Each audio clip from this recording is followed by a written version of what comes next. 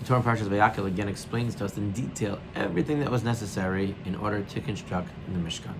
And there's one detail that stood out to me for the first time I never noticed before in the comment of Rashi in terms of understanding. Again, a minor detail, but a significant one that we need to try and understand in the construction of the Mishkan.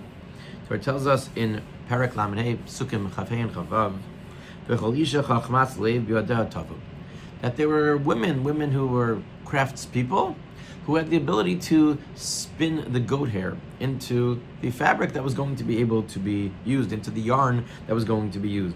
And they would spin it with a certain knowledge that they did it with their hands. And everybody who had this knowledge, they spun the goats. But it's a very strange language. Did they really spin the goats? They didn't spin the goats. They spun the hair of the goat. So why does the Torah tell us tavu es ha'izim? So Rashi says, Yihaisa umnus yisera. There's a tremendous, it was an extra special ability that they had, that they possessed. It wasn't just that they were able to take goat hair and spin and to make the threads out of it, but rather, she'al gabei ha'izim tavu osan. They were able to do it while it was still attached to the goat. A wild talent. Somehow, while the hair was still attached to the goat, they were able to spin it in the way that was necessary, and then it would be cut off afterwards. And the obvious question is, if it's going to be cut off afterwards anyway, why didn't they make it easier for themselves? Presumably, it's much more difficult. It required much more skill in order to be able to spin the hairs while they're actually on the goat. So why would it be that it was the necessary for them to do this? What's the Torah trying to tell us? Why didn't they simply remove it first? There are several different approaches, and a whole variety of different answers to this question, but I wanted to share a comment of the Sforno. Says the Sforno that the idea was the man yeh b'tivui zohar nosaf, that there was a difference in the quality of what was spun, whether it was spun while it was attached or whether it was done afterwards. It shone in a different way when it was spun while it was attached to the animal. When you separate something from its source, it weakens it in a certain way.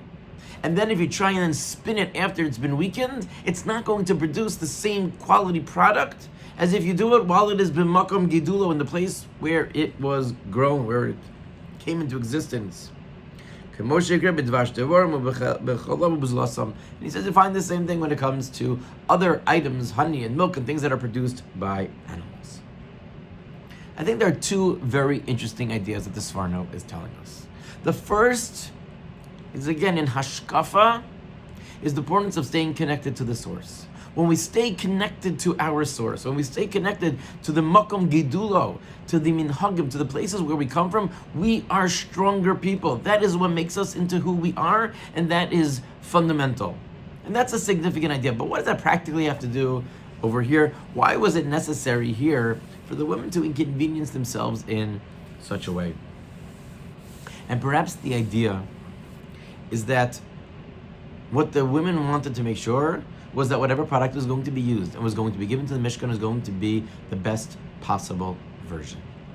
Not the one that's the easiest to do, but the one that is the highest quality. It's going to HaKadosh Baruch Hu. It's going to Hashem.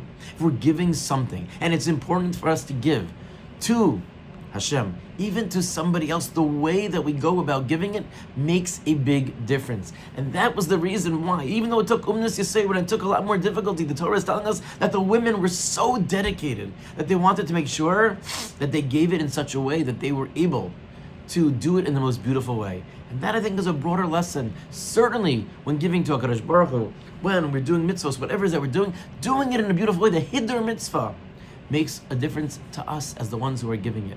But even bein adam lechaver, when we're giving something to somebody, the attitude that we bring to it is part of the equation as well. And that's the lesson that the Sforno was telling us of tavu es ha'izim. They actually spun those threads while they were still attached to the goat.